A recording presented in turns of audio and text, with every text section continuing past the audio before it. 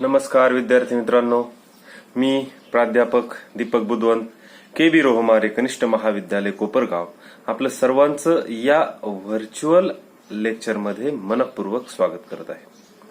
विद्यार्थी मित्रांनो, आपण 11वीचं राज्यशास्त्र हा विषय अभ्यासत आहोत आणि त्याच्यामध्ये आपण संसदीय पद्धत आणि अध्यक्षीय पद्धत या दोन शासन व्यवस्थांचा आपण मागील लेक्चरमध्ये अभ्यास हा केलेला आहे.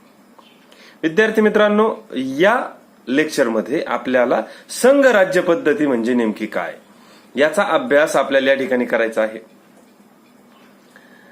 आता जे देश आकाराने मोठे असतात अशा देशांमध्ये संघ राज्य पद्धती ही अस्तित्वात येते.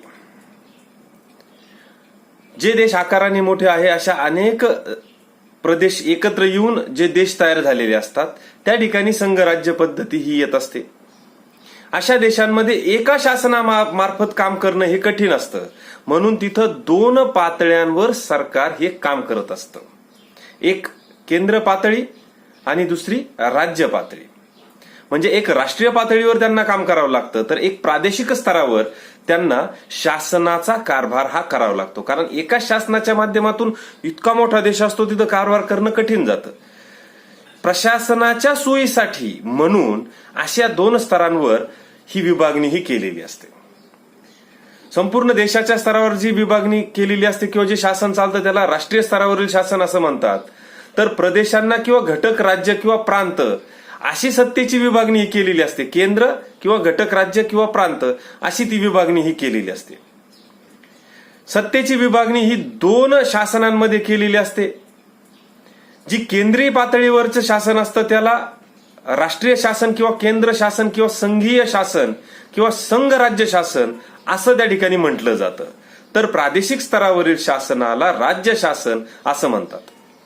आता ज्या देशामध्ये शासनाला अशा पद्धतीने त्याची विभागणी ही केलेली असते अशा देशांमध्ये संघ राज्य पद्धती आहे असं आपण त्या ठिकाणी म्हणू शकतो. ज्या देशामध्ये अशी द्विस्तरीय यंत्रणा असते त्यांना संघ राज्य पद्धती किंवा संघ राज्य व्यवस्था असं म्हणतात. आता जे देश आकाराने लहान आहेत त्या देशामध्ये केंद्रस्थानी एकच शासन असतं आणि म्हणून या पद्धतीला एकात्म पद्धत असं म्हणतात. तर ज्या ठिकाणी खूप मोठा प्रदेश आहे अशा ठिकाणी संघ राज्य व्यवस्था ही अस्तित्वात आलेली असते. आता या संघ राज्य व्यवस्थेमध्ये केंद्र शासन आणि राज्य शासन यांच्यामध्ये सत्तेची विभागणी ही केलेली असते. औपचारिक विभागणी असते.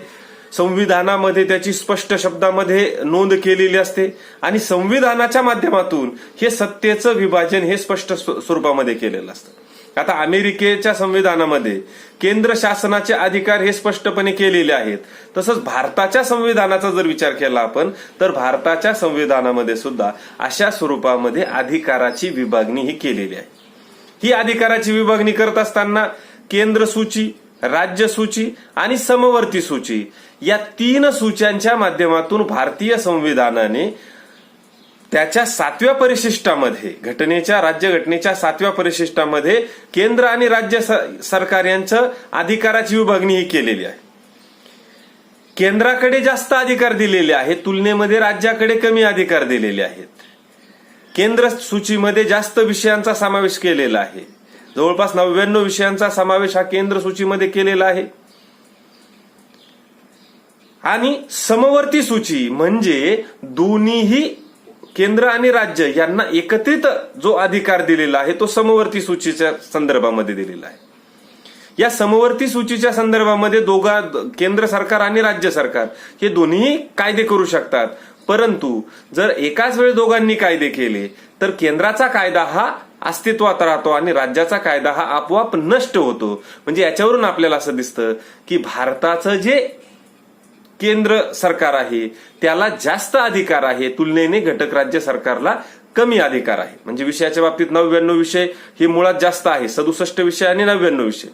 आणि जे 47 विषय आहे त्या 47 विषयांच्या संदर्भात सुद्धा म्हणजे 99 विषय हे केंद्र सरकारकडे आहे, 66 विषय हे राज्य सरकारकडे आहे आणि जे समवर्ती सूचीमधले जे 47 विषय आहे त्याच्यामध्ये सुद्धा केंद्राला जास्त अधिकार आहे.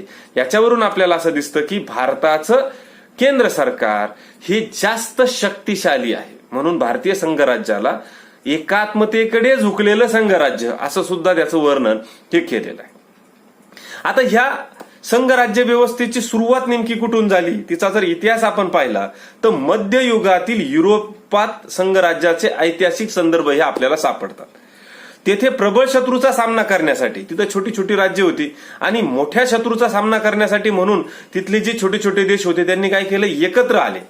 जे शत्रू बरोबर लढण्याची समस्या सोडवण्यासाठी म्हणून ते एकत्र आले आणि या व्यवस्थेत अनेक दशक बदल होत होत गेले आणि अंतिमतः एक संघ राज्य व्यवस्था ही त्या ठिकाणी तयार झाली. हळूहळू ती संघ राज्य व्यवस्था तयार झाली.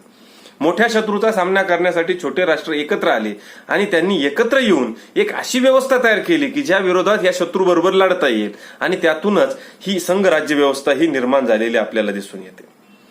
याचं उत्तम उदाहरण जर आपण घ्यायचं ठरलं तर स्वित्झर्लंडमध्ये अशा स्वरूपाची ही संघराज्य व्यवस्था ही तयार झाली. छोटे छोटे देश, तिथले छोटी छोटी प्रांत होती ती एकत्र आली आणि स्वित्झर्लंड हा एक देश त्या ठिकाणी तयार झाला. या ठिकाणी स्वयंपूर्ण परिपूर्ण असं संघराज्य पद्धती तयार झालेली दिसून येते. परंतु काही ठिकाणी अल्पावधीत कमी काळामध्ये संघराज्य व्यवस्था निर्माण झाली. त्याचं उदाहरण द्यायचं झालं तर अमेरिकेमध्ये खूप कमी काळामध्ये संघराज्य व्यवस्था तयार झाली. कारण अमेरिकेमध्ये वेगवेगळ्या 13 वसाहती होत्या आणि त्या 13 वसाहतींवर ब्रिटिशांचं राज्य होतं, म्हणजे युनायटेड किंगडमचं राज्य होतं. या युनायटेड किंगडमला विरोध करण्यासाठी ह्या 13 वसाहती एकत्र आल्या आणि त्यांनी त्यांच्या विरोधामध्ये लढा सुरू केला आणि हे स्वातंत्र्य मिळवण्यासाठी केलेला हा जो लढा आहे त्याच नंतर United state of America USA हे एक संघ राज्य निर्माण झालं असं आपण त्याला त्या ठिकाणी म्हणू शकतो. अशा पद्धतीने एकत्र येण्याच्या जाणीवेतून हे एक नवीन संघराज्य निर्माण झालेलं आपल्याला दिसतं, ते म्हणजे अमेरिका.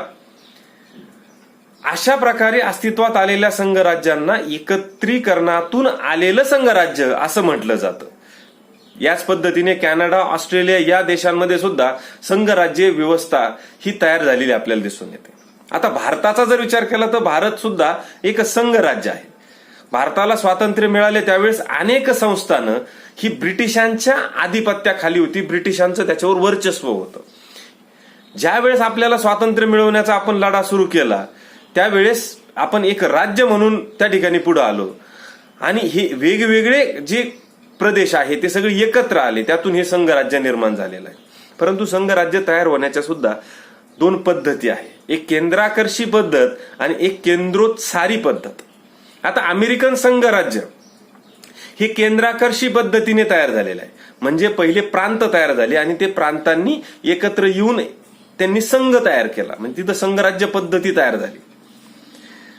आणि भारताचं केंद्रोत्सारी आहे, म्हणजे पहिले केंद्र तयार झालं. भारताला स्वातंत्र्य मिळालं आणि नंतर त्यांनी वेगवेगळी घटक राज्य तयार केली, म्हणजे केंद्रातून उत्सर्जित झालेली राज्य.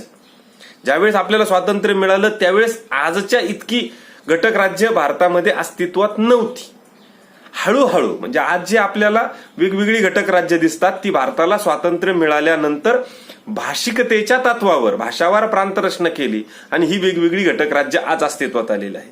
ज्यावेळेस स्वातंत्र्य मिळालं त्यावेळेस इंग्रजांच्या आधिपत्याखाली असणारी छोटी छोटी संस्थानं होती, ती संस्थानांचं नंतर एकीकरण केलं गेलं आणि त्यातून आज जो आपल्याला संघराज्य भारत हा दिसतो तो आपल्याला या ठिकाणी दिसून येतो.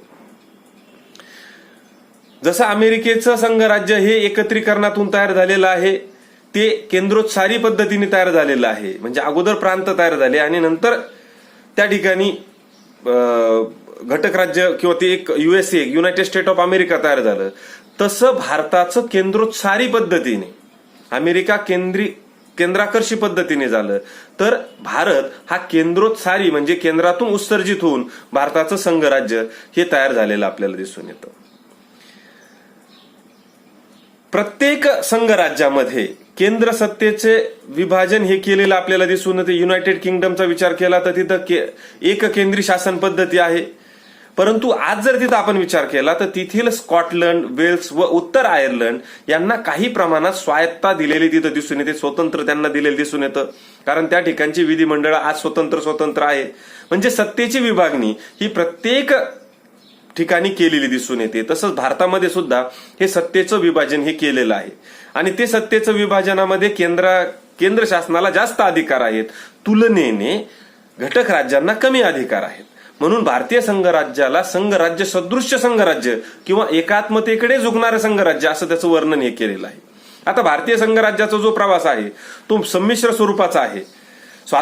स्वातंत्र्यानंतर राज्यांना वाढीव अधिकार हे देण्यात आले, परंतु नंतरच्या काळामध्ये जी परिस्थिती निर्माण झाली, वेगवेगळी घटक राज्य त्यातून फुटून बाहेर निघण्याचा प्रयत्न करत होती आणि या परिस्थितीतून जर भारताला एक संघ ठेवायचा असेल तर केंद्राला जास्त अधिकार दिले पाहिजे आणि याच विचारातून भारताच्या राज्यघटनेमध्ये बदल केले गेले आणि केंद्राला जास्त अधिकार दिले गेले. त्यामुळं भारतीय संघराज्य हे इतर संघराज्यांच्या तुलनेत काहीसं वेगळं हे आपल्याला दिसून येतं. आज आपण भारतीय संघराज्य व्यवस्थेचा आपण अभ्यास केला. या पाठामध्ये आपण संविधानाच्या चौकटीत राहून शासन कशा पद्धतीने कामकाज करू शकतं हे आपण पाहिलं. संघराज्य पद्धतीचा आपण अभ्यास केला. आपण पुढील पाठामध्ये लोकशाही व्यवस्थेमध्ये शासन कसं तयार होतं आणि लोकशाही व्यवस्थेचा अभ्यास आपण पुढील पाठामध्ये करणार आहोत.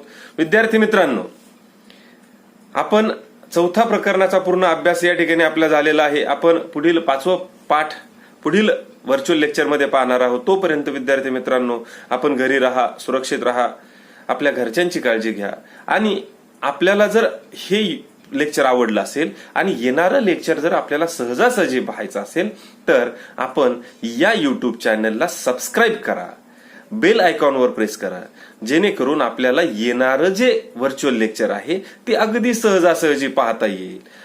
धन्यवाद मित्रांनो. घरी राहा, सुरक्षित राहा.